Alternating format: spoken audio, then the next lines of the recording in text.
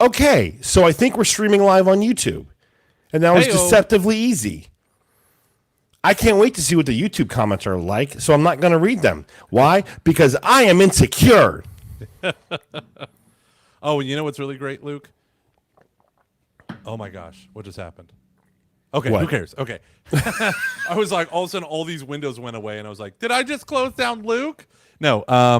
As soon as we hit record, my tree guy just showed up to assess the tree damage in our backyard from the world's most insane storm that came on Wednesday.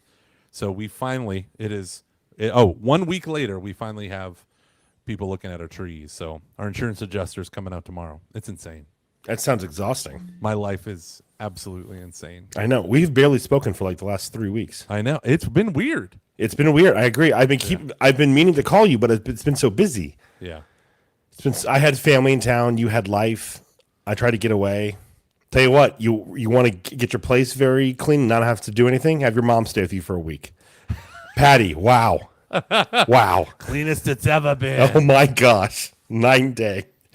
At one point in time, she goes, so I put a laundry basket with Everly's stuff in the corner, and I just thought, you're not going to mind that it's there because no one's really ever over here. And I was like, oh, Mom, you cut deep. People think I'm cool. People think I'm cool. I may have moved from a C-list Catholic celebrity to a D-list Catholic celebrity, but it's better than not being a Catholic celebrity.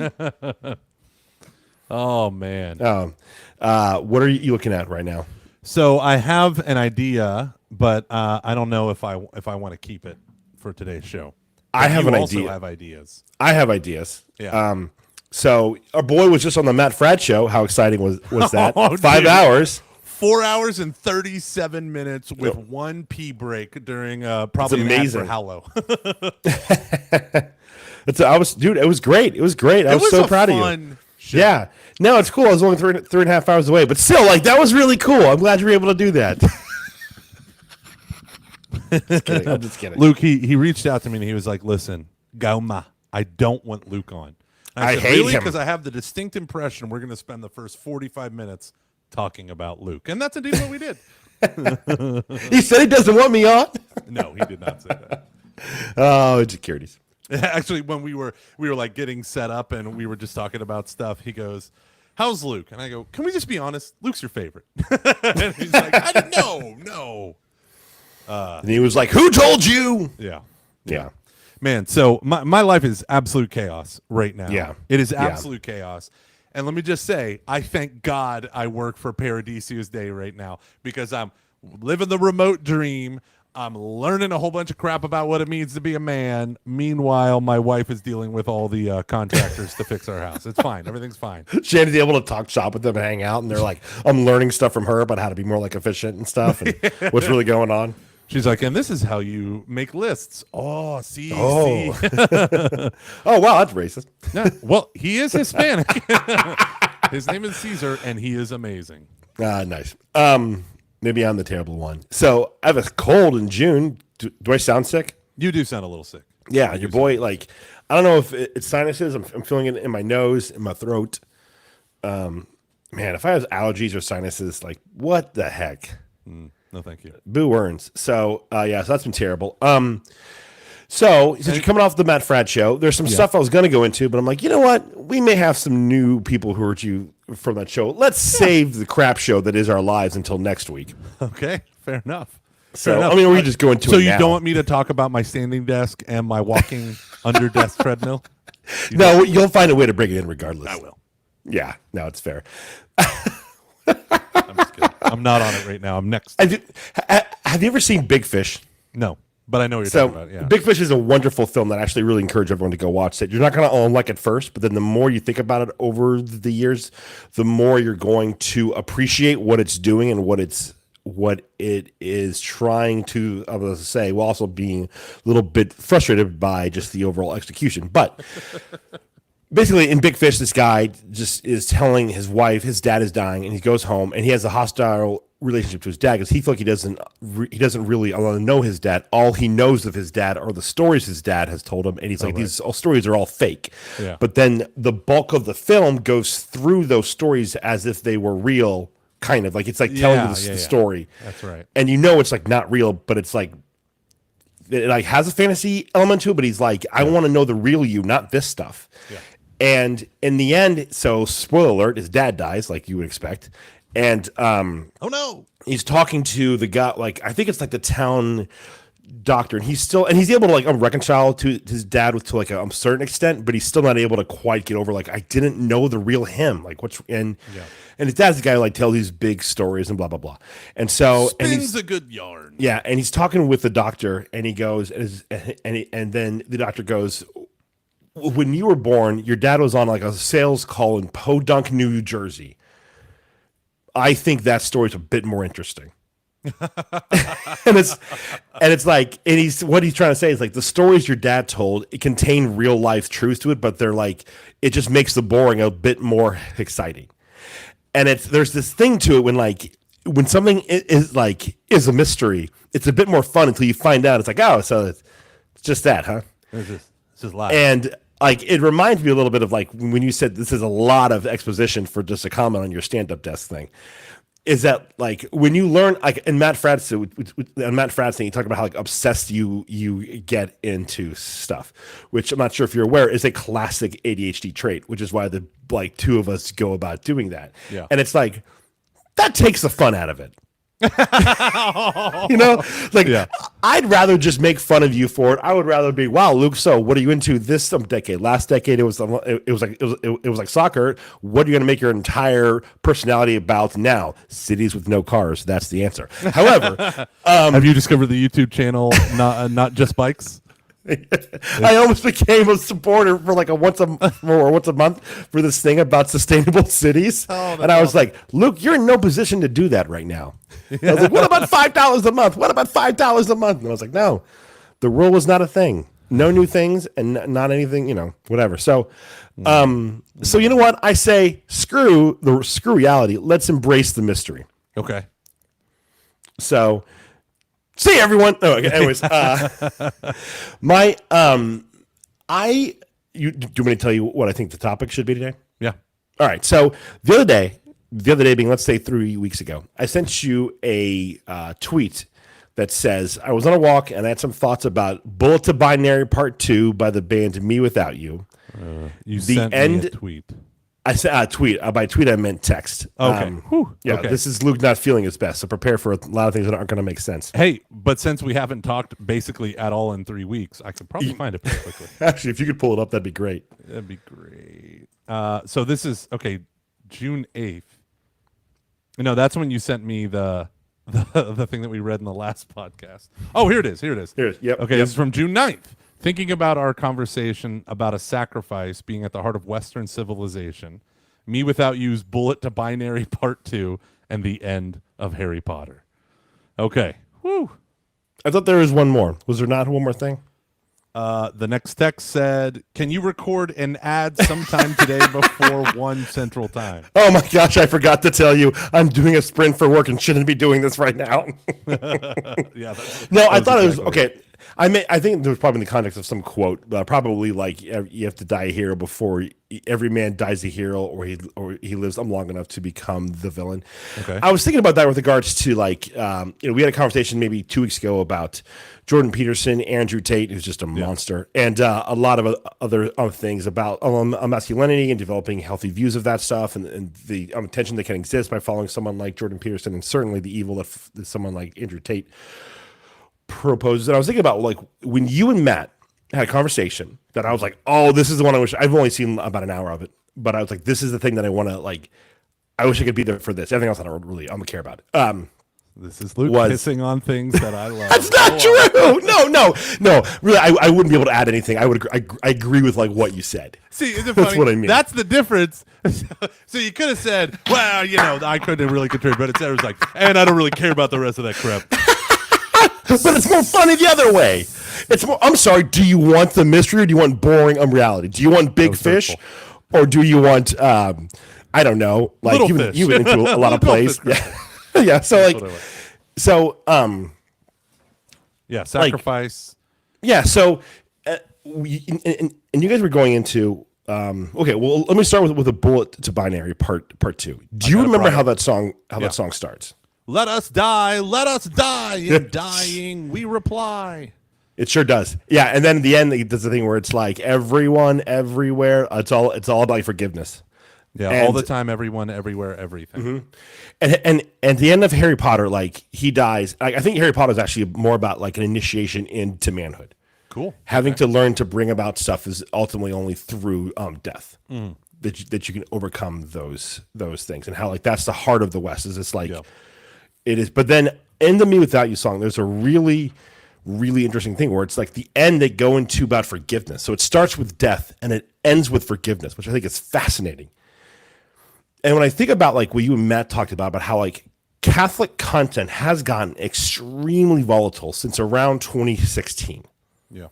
Somewhere around then, things started to change. I don't know if it's I think it's not the election person. I actually think this and the election are like probably more on the symptoms of like a greater thing.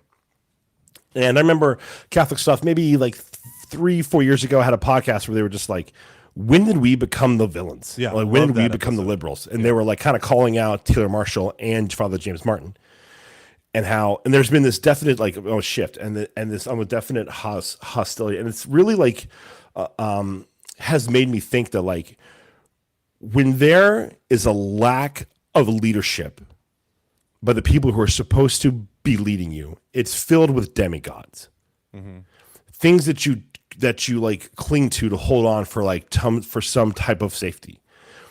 And I'm like, oh wow, like so is this like why we're kind of in this like why everyone's so like angry? It's like we don't we are like, and here's like the real point here. We don't have a lot of as certainly as American Catholics we could use with better leadership. I think we both would agree with that. The problem is when we turn to like these demigods, we do so under an American lens, or the like lens of the West, which is ultimately like I'm the one who determines like reality. So unless this makes sense to me, then it only is right if it makes sense. And if I don't I think there's a lot of. This is one reason why I think everyone's gotten so hostile towards each other. There's a lot of this makes sense to me. This other part does not. Therefore, this has to be right.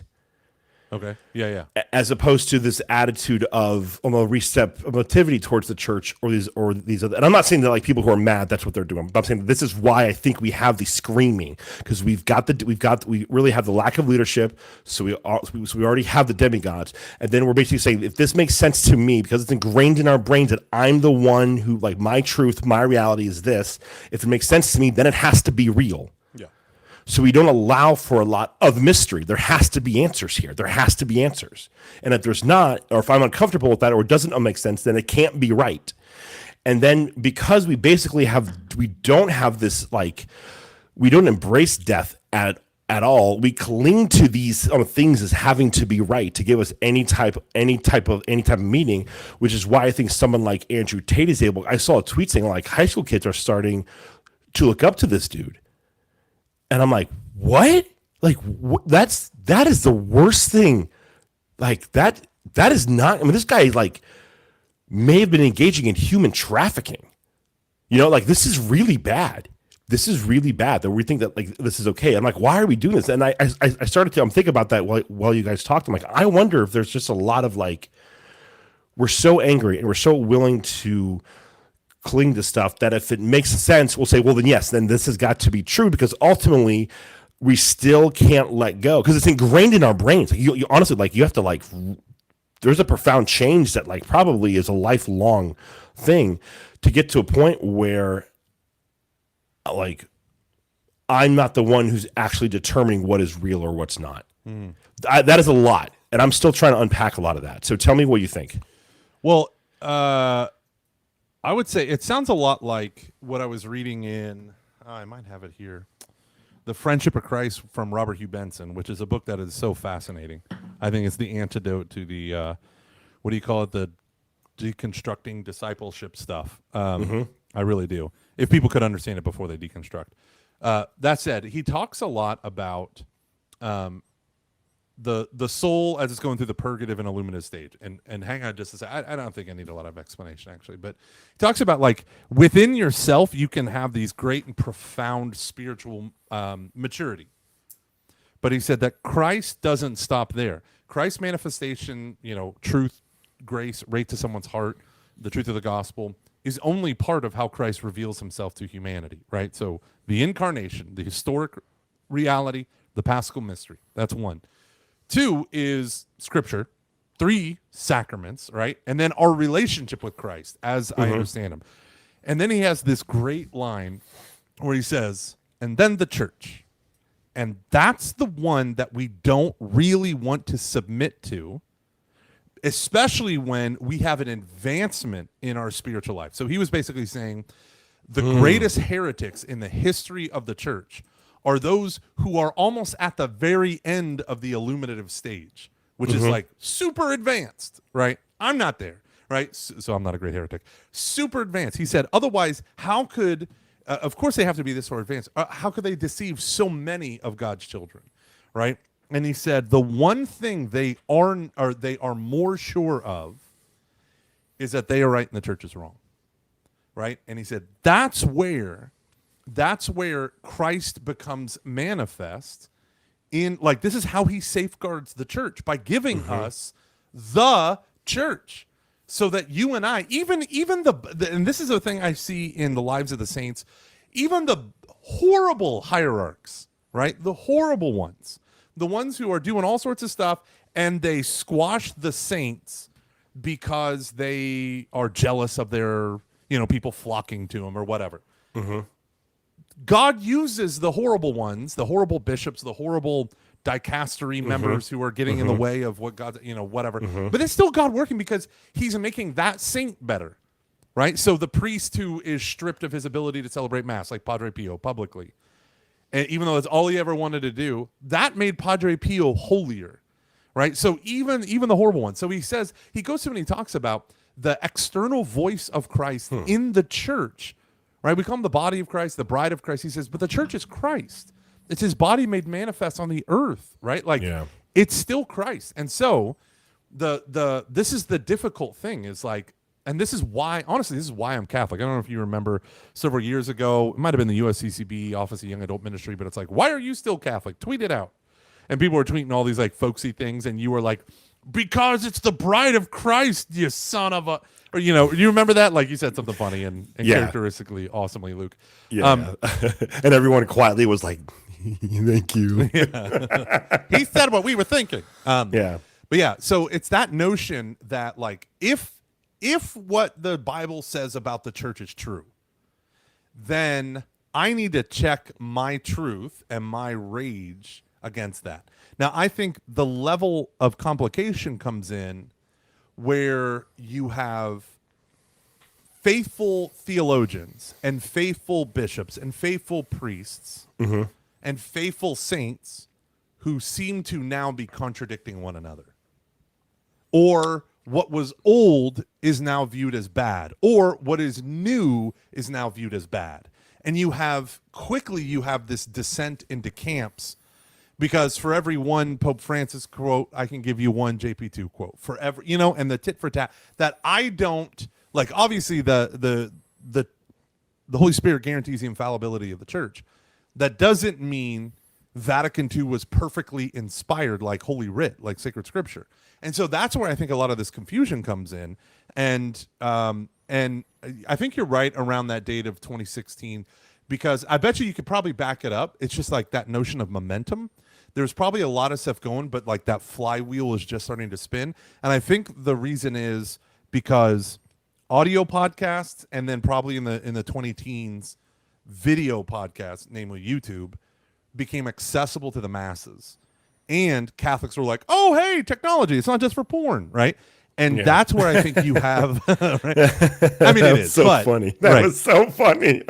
right. Well, you know what I mean? Slow, like, I don't feel good. There's a fear of like, live streaming services. Look, women with thong butts everywhere. Well, and then everyone gets their own show. right? Yeah, And you can. yeah. Like, I can turn this camera on, and for people who are less intelligent than me, I can win them over to my cause, which no one should ever do, right? Well, and there's a couple things. I think you're right about like the internet, like because that's what you basically said on Matt's show, and I agree with that. I do think there's an element of what I think it's Allison McIntyre talks about how people are just going to be screaming over each other because their first premise is off. This is what it leads to. I think there's an element of that going on with all this as well. Oh yeah. So, but see, I think though. So his argument, what Luke's referring to, and After Virtue talks about. You're so excited about this, aren't you? Well, I've learned to talk about it briefly in a way that's still engaging.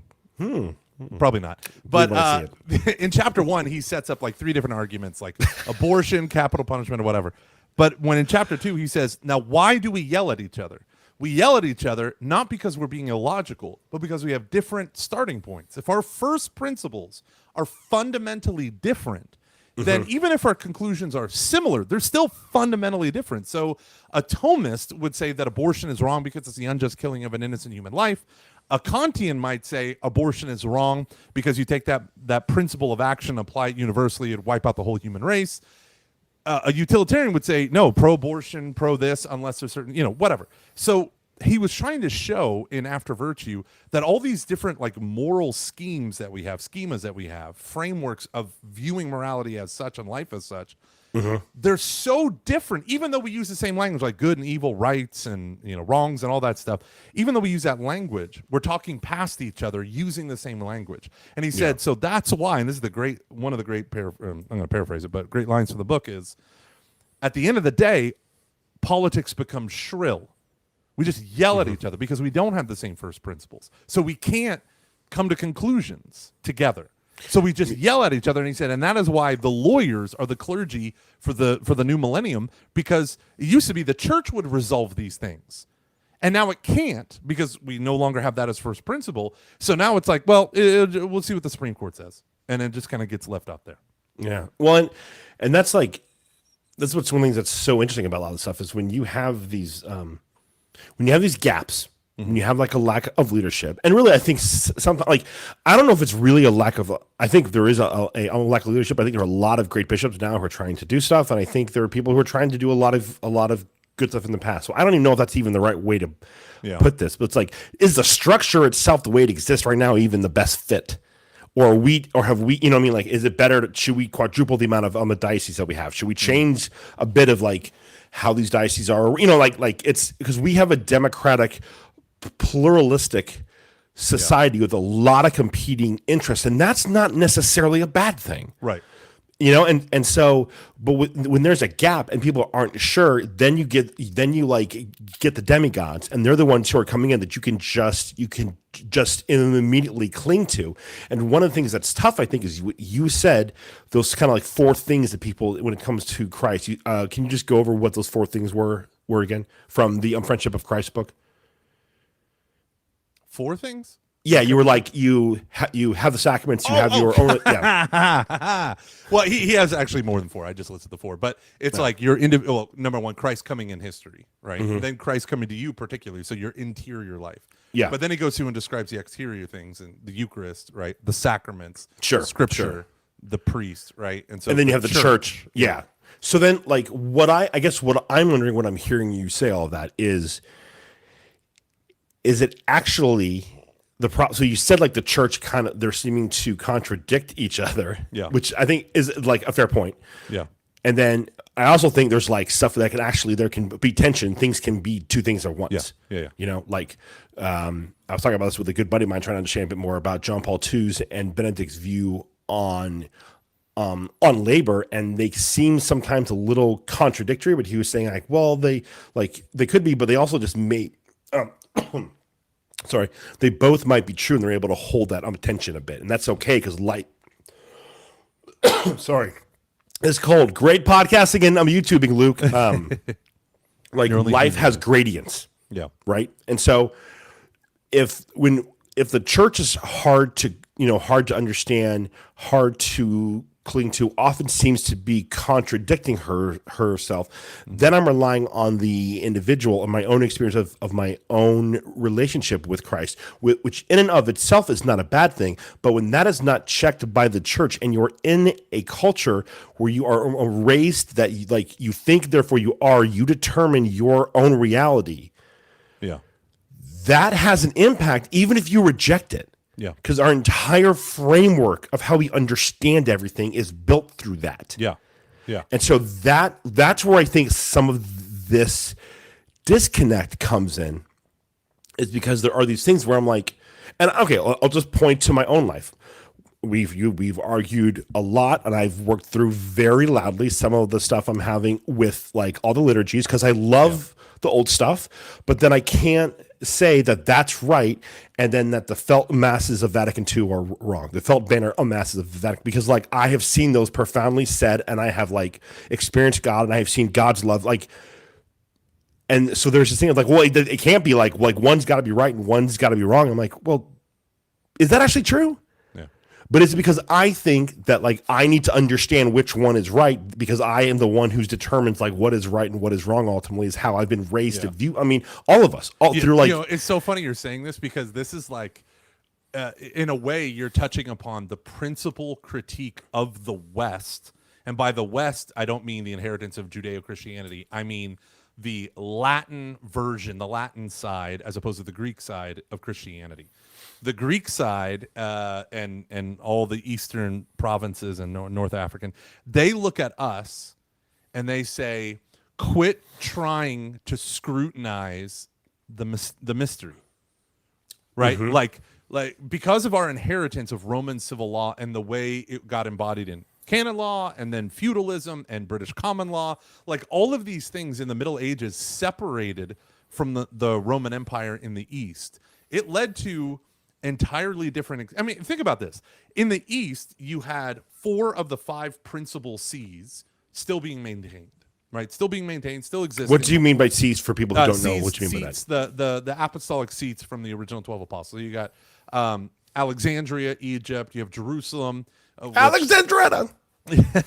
Which Jerusalem, the Muslims kind of took care of that, but there was still somewhat overlap. The Arabs let that happen somewhat, but then you have Antioch and Constantinople, and you have those, and then there's Rome, and Rome is first. Rome has primacy, and then third Rome is, of course, Moscow in Orthodox theology. So you think about this. So you have these 5 sees, these 5 seats of apostolic origin, and then within these kind of seats, the East gets divided at the Adriatic. So Italy has very little to do with Greece, mostly because of the rise of Islam and the collapse of the empire in the western part of Europe. But then think about this. But the one see that remains is the primary see, is the Vatican, is Rome. And so the universal church has only got one guy at the top, whereas in the East they have 4 guys that are near enough the top. So that there's like organic development happens in all different ways, but the head of the whole church is in the West. And so the head of the whole church had a lot more interaction with Western kings and princes and could affect a lot more events. So it's just interesting that in the West you have this strong feudalistic move. You were insulated from Islam from Poland on down because of the presence of the Eastern Empire and Moscow and all that stuff.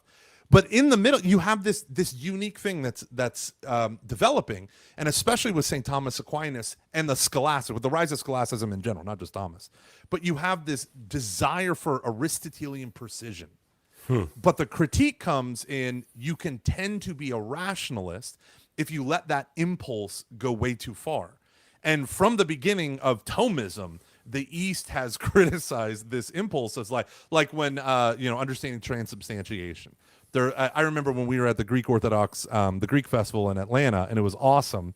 The guy outside was like, "What?" And he was like, you could tell he was a layman that was super excited. And I've told the story before, but he was like, "What happens when Mass is celebrated and the Eucharist is made? The priest says the prayers of consecration, and then it becomes the body, blood, soul, and divinity of Jesus, or it becomes Jesus. Now, is that transubstantiation? No, we can't define it." And it's like, you got so mad. Right, I did. I got so mad. I'm like, we're just in line. Let it go.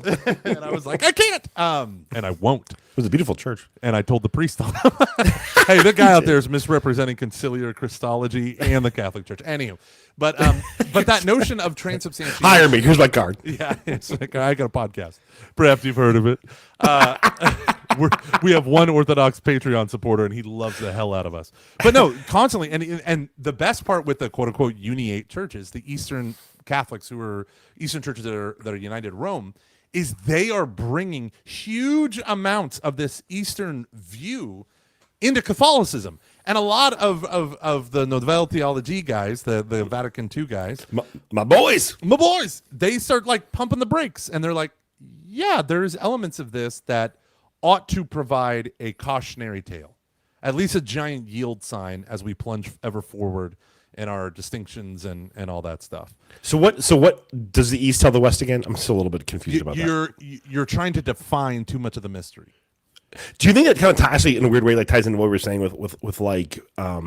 with Big Fish, where it's like you're trying to understand this to a point where it's just like you're actually missing the bigger picture. Yeah, that's what that in a lot of ways that's what they talk about, right? Like our obsession over like a legalistic parsing out of mortal sin and venial sin, are legal, like they see it as it all tends towards legalism. And I don't know, you could call it Phariseeism, but or whatever. But because for instance, when the Exodus series, I guess, that Daily Wire is putting on with Jordan Peterson, right? Jordan Peterson did this famous Genesis series, which was incredible, looking at it from a psychological lens, and he's doing it for Exodus. He'd been saying to do it for years, and then he stopped. But then Daily Wire funded it, and he has a bunch of people representing Jews and Christians and non-believers on this panel. And Jonathan Padu, I don't know how you say his name, Jonathan, French guy, he's French Canadian, but he's Orthodox, and they were talking about whether like is pornography count as adultery, and everyone, the Jews and the Christians are debating back and forth, and Jonathan just goes, this argument is so foreign to me, like this is just weird, like I feel like you're just splitting hairs, but I'm sure he's saying, and that's totally a Western way of thinking, like we want to make razor sharp distinctions. Mm-hmm. And maybe when we stare at God, the mysterium tremendum, the tremendous mystery, we can't always do that. And you know, it's like the relationship with predestination. When does God's sovereignty end and human freedom begin? That line doesn't really exist in a way that's knowable to human persons. Now, that doesn't mean that what we say in our investigations are meaningless, but it does mean that there's always a greater mystery, because we're talking about infinitude. We're talking about God. And our little brains. That's all. Man, that really opens up a lot of stuff, because then it makes theology more about prayer and humility, doing theology on your knees, than it does about figuring everything out. Yeah. We want to figure. Well, I go back to my point earlier about like when you are raised to think that you define your own reality. Yeah. Every story that you read, every movie you watch, every TV show that you pay attention, like how, of course, you're going to cling to that stuff. Yeah, like it makes total sense to me. And if you don't know who to turn to, then you're going to turn to the demigods. Yeah, and I'm frustrated, and all this is hard. So, and okay, rate what you're saying. Okay, go ahead. Matthew Crawford, we talked about it way back in the day in his book, The World Outside Your Head, he has this line where he's talking about everyone wants to be an individual, right? The idea is accept no truth, the Enlightenment principle, accept no truth other than the truths that you yourself can prove. And he said, that's impossible. No human being can live that way. There is so much in our lives, so many truths in our life that we just take for granted. We don't even know that we're accepting some truth or some syllogism or whatever. And he said, so this is what happens, especially politically and morally and religiously, you could say. Most people do not have the mental capacity to scrutinize philosophically or theologically the things that they hold. And he said, so what most individualists do who champion individual freedom of expression and all that stuff, most of the time what we do then is, what do? We default to groupthink. Right, we look for the demigods. We look for the signposts. We look for the people that say, "Yeah, that's the banner I want to wear. I like." We look for the podcasters. Yeah, Well, as well they should, Luke. Yeah, please. Patreon.com/CF. Yeah. Now more than ever. No, please, God. Now more than ever. Really not kidding. Now more than ever. Yeah, and let me just tell you, as we were sitting here, my wife texted me, right? Remember the tree guy came? Yeah. This is what it says. It's going to be $6,750. I'll show you the trees, he said, are damaged. Then there's one more that he says is dangerous, but maybe can wait. And they need to have it by Friday so they can start cutting them down. Are you paying for that, or does that come from your insurance, or you're reimbursed? Well, our insurance company didn't return our phone calls for a solid week, so they're only That's coming fine. out tomorrow morning. So hopefully they will pay us. And here's the cool thing. A buddy of mine is a roofer, Brian, the Thomas, the peeping Thomas. He also is? He's not a roofer. He is a salesman for a roofing company. And that all yeah. Is that new? A side gig of a side gig of a side gig. And God. and he said, What a man. I know. Like shockingly, I know, CrossFit, yeah. philosophy. It's I mean, like when like your main job is like a church liturgist, you're not going to think like roofer sales guy as well. You know what's funny? At St. Anthony's, there's like 3 dudes like that. It's like I build custom homes and do music for liturgy. But no, Brian was like, listen, man, I'm gonna send my guy, the head roofer guy. He's gonna come tomorrow when your insurance adjuster's there, and he's gonna be your advocate. And I was like, thank you, Jesus, because this is going to be thousands. I mean, all my fences are destroyed. All this is destroyed. Yeah. I'm a sad little Gomer. So patreon.com/CF. And I promise you, I do spend every dollar that comes in on my family because they're terrible. And yeah, But that's a it really is a danger. Going back to our thing, like the demigods it's a way of feeling like we're thinking through things, and we all do it. There's not a single human being alive that doesn't do it. That doesn't say, "Oh, I prefer von Balthasar versus de Lubac," and you might have never read de Lubac, right? But people say that, right? Oh, I prefer the Communio school versus. I mean, do you think that's why people lose their shit over Dare We to Hope when it's just like, listen, you don't understand it, like just relax. Well, I think, but okay. So then the other side is That makes you so uncomfortable, doesn't it? no. No, not at all, not even remotely. Because Dare We Hope, originally called "Is It Permissible to Hope," is like a fringe part of it's like a side project of it's like roofing. Yeah, it's a side project for him to like investigate. And it became like this flashpoint for people like Ralph Martin, who I love Ralph Martin, but I'm like, yeah, no. But the thing is, here's the other thing though. If you have teachers that you trust, number one, you have to realize that your teachers are just as susceptible to the, what do you call them, demigods, that we are, that we lay people, But also, if you have teachers that you trust and they give you their trusted opinion, I think there's this element where it's like, I can accept it without investigating further. And as long as they give me good reasons. There's a line from Marcus Aurelius's Meditations that I was reading. No, it's good. It's good. He says, everything we hear is an opinion, not a fact. Everything we see is a perspective, not a truth. And I just think like if you walk through, it's kind of like a universal skepticism tends to cancel itself out. But there is this notion of like, yeah. When I hear someone speak in absolutes, including me, which fan of the show Rebecca called me out on, and I'm thankful that she did. But there's these elements of like we can speak with such certitude about that which we know so little about, and the reason why we speak with certitude is because we know 1%. We think that 1% is 100%, and so everything we hear is an opinion, even if that's not true. Like there are true things that we hear. That attitude will actually pull you away from false idol worship. We don't need no demigods. No demiurge here. Interesting. So like okay, so then if I'm like how can we take this beyond our heads and actually make our lives better with this? Like because I mean it's okay, like here's why I asked this, because in addiction recovery, you've got your like on the surface stuff.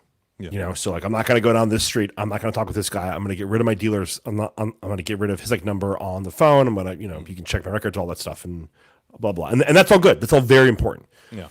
But then there's like the next layer, which is like the emotion, like perhaps here's the things I'm going to try to do for myself whenever this, comes up. But then there is the next layer where it's like, here's the healing that, I need. And all 3, 4, 5 on the levels need to be working at all times. Yeah. And when there's a breakdown in one, it can lead to a breakdown in the other. And it's just, it's important to like understand, and I'm not an expert in this by any means necessary, but like, that I just think it's a very fascinating concept. So it's like, is this why perhaps just getting off the internet isn't really enough? Because it's not really the internet's fault. Right. So like, and right, the internet has an amplifying effect, but it's not the cause of. Yeah. I mean, I do think, and so like, what do you do? Like, so to me, I think like what I struggle with a lot is I saw this really great thing on Twitter from this Jesuit. I think he's a brother about to become a priest or something. That sometimes it makes me a little bit uncomfortable, and I don't remember his name, so I apologize. But it's this great thing about like, hey, when your bishop, like, because there's this one bishop, I think it's Strickland or whoever, got called out by the Vatican. He was angry about it. And he was like, hey, like going back to your point, like there are saints who were called out and they're saints and they followed it. And he's pointing towards this one saint who actually like rebuked his followers who were trying to fight Rome. Yeah. And it's like, do we need a little bit more of that then? Do we need to like kind of like, even though Pope Francis is saying stuff where it's like, like, do we need to kind of just be like, well, history judges the popes, Catholics don't. Do what? Like where, do we need to work a bit more on our obedience, particularly to our local bishop and then to Rome and to our priest? Do we need to, just perhaps open the air a bit with like our friends and, our communities about what does obedience actually look like? Because the conversation online or unplugging, whether that be like once a week or as a whole or for a season, all good. You're solving like a symptom. You're just going right instead of going left, and you're going to go home and you're going to get stressed, and you're going to get stressed, and that's going to trigger the addiction. And you're gonna like, so it's like, what do you do to like get to a point where like there's some real inner healing going on, or there's some like actual real hardcore changes as opposed to things that you're avoiding. Yeah, well, and then you add to this that we also, as lay people, we have a right to voice our concerns to the hierarchy. Right. And see, this is what always muddies the water. So let's say you want to be perfectly humble, but you also want to be faithful. You might have to become St. Catherine of Siena. Right. You might have to go up to the Pope and say, you're wrong. Get your butt home. Leave Avignon behind. Right. And there might be spiritual Avignons that Pope Francis is living in, or JP2, or Benedict, or Pope Pius XII. Like, I don't just want to focus on Francis. Yeah. But Francis is a Pope who is entirely a member of the digital age and of the social media age, because obviously Benedict has been around as the internet, but the social media age, he's the Pope of that time frame. And it is crazy to think that we have access to everything, including the really, really good things, like his Lenten reflections of 2021 were just incredible. But then like the comments that actually add confusion, like when you go on the where he says the Catholic Church's morality is still in diapers, and it's like, you just like comments like that sell out the church. But at the same time, to say what Bishop Strickland said. So again, I'm a layperson and I'm talking about things that I've heard, right? And it's like, but for Bishop Strickland to and I think to go too far in his statement about Pope Francis, that he's leading people away from the church. But these are extremely confusing times to be a Catholic. So then the question, I think, becomes epistemological. How do I know that I know? Right? And this is the point of, this is why tradition matters so much. Tradition matters because what has been held by the faithful is everyone everywhere is a sure guide for what should be held by me. What is things that I've never heard before can be development of doctrine, but should always be held in grave suspicion until it's been filtered through Holy Mother Church, her theologians, her laity. There's always been theological. I think we also have a naive faith where we think that the church has never had theological controversy except maybe at like, Nicaea and Constantinople, and that was it. But the church has always been, because the truth matters, and people are trying to figure out the truth. Sometimes they overstate it, understate it. Joachim of Fioria, he's a blessed because he burned his books. He was one of these people who was a clear heretic, and he's like, no, I'm a son of the church, burn it. And he got rid of all of his books, disowned it, and his followers also were more psychotic. But but yeah, it is difficult. Like if I heard, for instance, I heard a priest say, you better be careful, you might end up worshiping the host. Well, I do. His name is Jesus, and he is present, body, blood, soul, and divinity in the host. And he meant a consecrated host. He wasn't meaning like, I misunderstood what you said. So yeah. I was trying to read a question, so that may have threw you off. Joe, edit that out. No, keep it in. People need to know. It makes us human. But he said, you better be careful. You might end up worshiping the host. And the person they said it to was like, I do. It's Jesus. And he's like, and just walked away. And you're like, who was that? Who said that? This was a priest in very high regard who made a comment to someone else. And they were just talking about Eucharistic devotion. And he was explaining like, oh, I'm a little nervous about this. And it wasn't like an antagonistic, like, let's fight over the holy sacrifice of the it wasn't any of that. And the guy just said, you better be careful or you're going to start worshiping the host. Now, if you have priests that say that, or you have priests, we have priests that deliberately lead people astray, knowing full well what the church teaches. That's where I think the laity need to be bold, but not be jerks. And also, this is where the demigods, this is where they get their ammo. And it's like the sins of the saints pave the way to hell for so many of the faithful. Well, and it's not,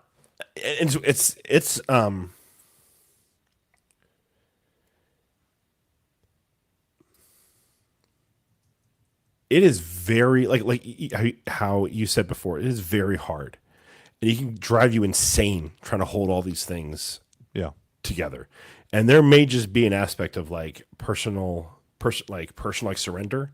Like I've talked about this before. And I don't know if we want to go down this road or not, but like sometimes I just wonder how culpable we are for some of the stuff that we do. When like our frame of reference disregards being. Yeah. So like when that is gone, how do you even start? Yeah. When you're exposed to pornography at the age of 6, how do you even start? When like when we are raised in a country where it's ingrained in your brain that it's a self-made man that counts, a deliberately unchristian idea. And some like antithetical to a lot of what we believe. Literally, they said against the monkish virtues, meaning Catholicism. Yeah, like I mean, there's a heresy called Americanism for a reason. That's. I just want, and I'm not saying like everyone should be fine. I'm just like maybe we need to show each other a lot of grace. Yeah, and maybe that I don't know, like I feel like I'm a step away from a great point. That,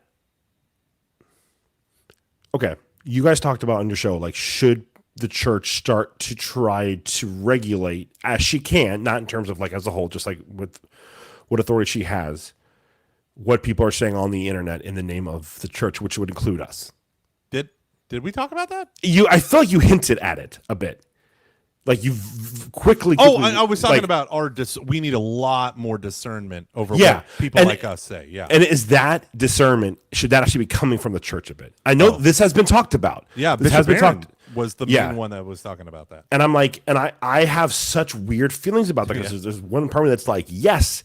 And there's this other part of me that's like, no, but people need like the wrestling with it. But it's like, but then we're screwing, like, are we like, you know what I mean? And this gets really weird really quickly. And I don't know. I don't know like what that answer is. Like as a person who loves this, who feels very called to do this, who we have never had a time where this thing was going to end more than this past year. And more on that in a few weeks. Like it, let's call it a tease. Oh, barely. It like we're live. I know, right? I don't know. Like, I don't know. Like, I remember reading this book in college. I think it was like Dr. Grayson or something. He taught a class where he was like, yeah, we really should like censor like a lot more stuff. And I was like, what? You're nuts. And I don't agree with this, but when he made his argument, I was like, okay, I kind of see what you're saying now, but still, like, do we need to maybe be a little bit more?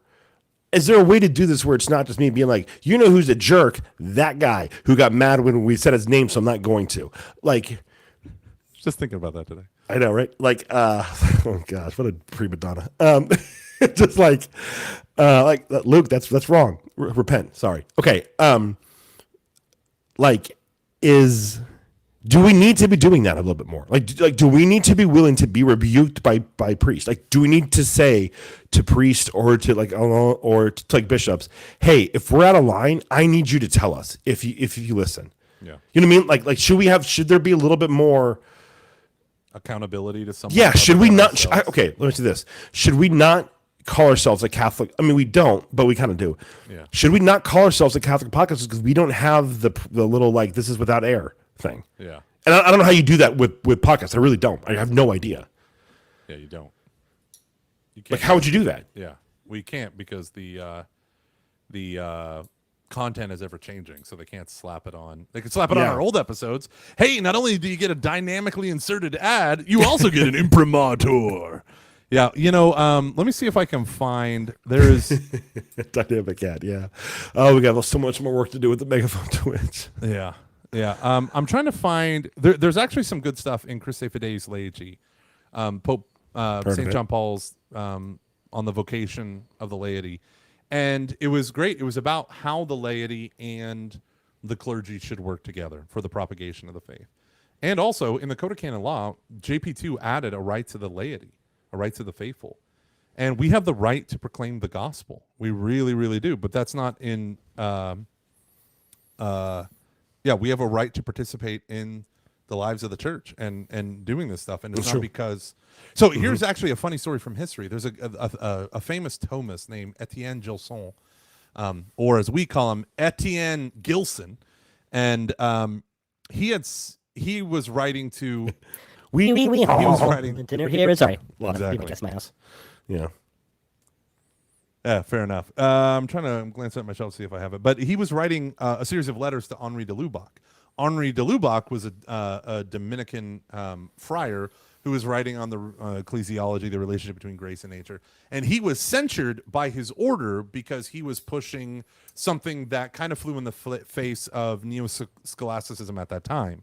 And he was saying, no, this better represents Thomas and Thomas's original views, right? So he can't do that. Meanwhile, on the other side of Europe, there's Etienne Gilson, by the other side, I think, on the other side of France. Gilson was writing, and they started writing letters to each other. And he's like, because I'm a layman, I don't have this fancy thing called obedience like you do, which is a vow you made to your superior who, when he got enough blowback, and I don't know the whole historical thing, so let's just pretend like my tabloid version is correct. Yeah. He gets a bunch of blowback from other Thomists, and he's like, oh, I'm going to shut you down. You're not allowed to talk about that. It ended up being a huge blessing because he talked about other things in the church, ecclesiology, most particularly. But it ended up like, but Henri de Gilson, because he's a layman, he wasn't under the authority of, obviously, other than the bishop and the pope, but he could write. He could do whatever he wanted. No one could stop him. And that led to a lot of really great things. So this is where the difficulty comes in, is the laity ought not to be silenced because maybe there are some things that the clergy are missing that the laity can share. The laity ought not to run their mouths as if church teaching, theology, morality were the playthings of children and half-formed minds and half-formed consciences. I can tell you for a fact, I have met tons of Roman Catholics who everyone would admit they are rock star Catholics, right? Daily Mass, all that stuff, who do not understand like the nuances of Catholic morality. And when you start to talk about it, they're like, what? I don't believe that. And I'm like, I'll show you in the catechism where it says this, and you better believe it. Joke's on you, sucker. Yeah. I mean, you can run through the whole thing, right? You got a leftist, Yeah. you tell them about private property and all this stuff. You got a right winger, you talk about the church's common good and understanding of solidarity and subsidiarity and stuff. And it's just fascinating. Like, it can alienate anyone, and people have their assumptions.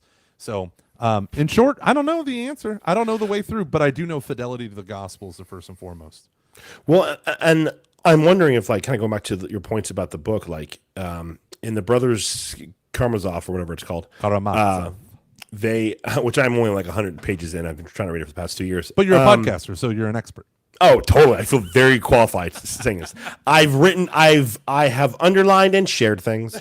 I've tweeted the crap out of chapter Like, one of the characters goes to this like monastery. And I've heard of this before, where like they basically take a vow of obedience to a spiritual director, and it's like, whatever you say, like, I'll do it because I'm with you during this thing. I'm being performed if I want to stay here. And like, I wonder if it's actually would be beneficial. I'm not saying it should be a rule or anything, but like, for us to have, okay, I'm going to like use us as an example of like, do we need a person that we're actually being like obedient to? Do we need to have like a Father John just be like, you shouldn't say that, and it's like, okay, you may be wrong, you might be right, but like, we're going to be obedient to you because we need to be obedient to someone. Should absolutely do that. Yeah, like we should absolutely do that, but it has to be a priest who's willing to listen to us. And that's the thing, like who has time? You know, I mean, besides like, I mean, that guy from New York, that priest from New York, who gave us all that money. I know. Wants to do it. So please, funny story, be our brother. So that money's now gone. We need that money's gone. That helped pay my taxes. That was great. It was so good. Thank you, sir. Oh, God bless you. But no, I mean, like, and I don't think that, I don't know. It's tough because like priests barely have time to be spiritual directors to the people that actually need it. Yeah. And so, but is there something where like you can actually have a religious, a priest, whoever, who's in a place where they have the formation, they're qualified to do that, to like kind of be like, hey, you guys, rein it in a bit, or stop talking about this. Like, you're not, or like, you're fine. You know, like when everything when everything that was going on this past year, there were certain priests that I reached out to. Like, I need to know if you think this is okay, if I keep going. Like, this is what's going on. And I need, because it was tough. It's like, what do I do? Like, do I just stop? Like, if I stop, hurts my vocation, hurts on yours, and we're making a tremendous impact in the church. And Siri just, his Apple Watch is like great but terrible. I was like, what? And it was just everything I'm saying. Oh, gosh. I know, Siri right? is on a hair trigger at all times. It's like there's a thing called a wrist here, and if it bends your hand back, it hits the button in it. You know what you need to do is you need to flip it upside down and then go into the settings and change orientation that the button's going the other way, and it'll. I don't want to do that. No. I don't even know why I brought it up. I apologize. You monster. No. But that's actually a really good point. Now I feel like I'm an idiot. Find the thread. What were you talking about? I can't remember. You're right. But like, should there be something where, you know, like again, I don't think you should have this if you're like when you hit a certain point where it's like, hey, actually, because I get terrified that like we're scandal. Oh, okay. Here's what it was. Yeah. When I was talking with people about like everything that was going on, I was like, we're making such an impact. It's serving our vocations, but it's hard to do that while this crazy stuff is happening. And like, I feel so unqualified. I feel so like, you know, like just, and everyone was like, no, it's okay. Like, here's why. And like, that was really helpful. Mm-hmm. And what if you had that a little bit more with some, where we could, you know, check in and be like, hey, so we're talking about this. Should we, you know, is that okay? Is that, you know, I don't know, just like a thing to kind of just keep us in check a bit. Yeah. And if anyone needs to be held in check, it would be us. Totally, because we say the craziest crap with blatant disregard. So much at the beginning of our podcast. Oh my when we gosh! Were in our 30s. You remember being in your 30s, Luke? I don't think people understand how much we used to drink. Like, we would be like kind of drunk by the end of every episode, every week. That only happened once. No, I mean, okay.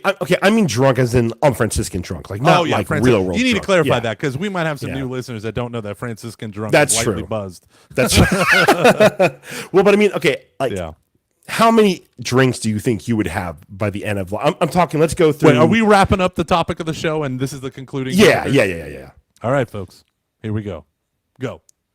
I would say we probably were averaging 5, which is a lot of drinking.